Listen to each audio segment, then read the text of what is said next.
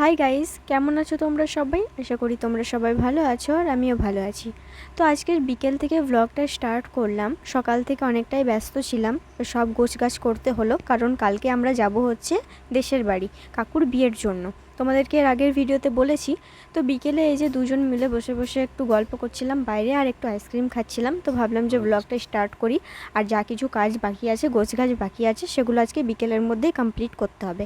কারণ কালকে সকাল সকাল আমরা বেরিয়ে যাব, অনেকটা দূরের রাস্তা, তার জন্য সকাল দিকেই বেরোতে হবে, না ছাড়া সময় মতো পৌঁছাতে পারবো না। তো তার জন্য ব্লগটা স্টার্ট করলাম।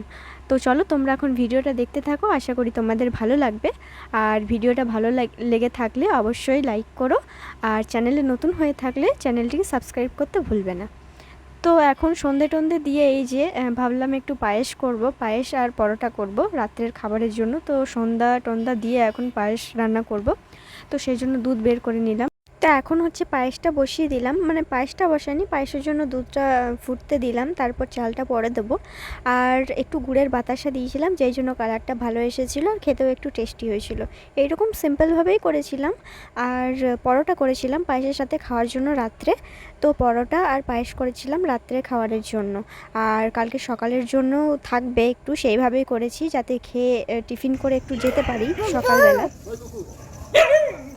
চলো চলো ভেতরে চলো, ভেতরে চলো, ভেতরে ভেতরে চলো, ভেতরে চলো, ভেতরে চলো,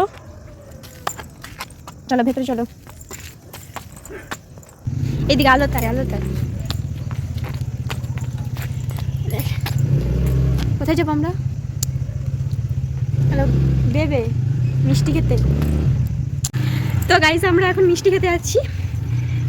কালকে রিলসে দেখেছিলাম গোলাপ জামুনের একটা ভিডিও, সেটা দেখে অনেক ইচ্ছা করছিল খেতে, তাই এখন মিষ্টি খেতে যাচ্ছি আমরা। কোথায় যাবে বলো? হাই।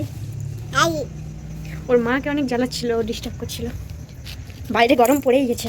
যাও আঙ্কেলকে ডেকে নিয়ে আসো, যাও। হাই বলে দাও, হাই। হাই।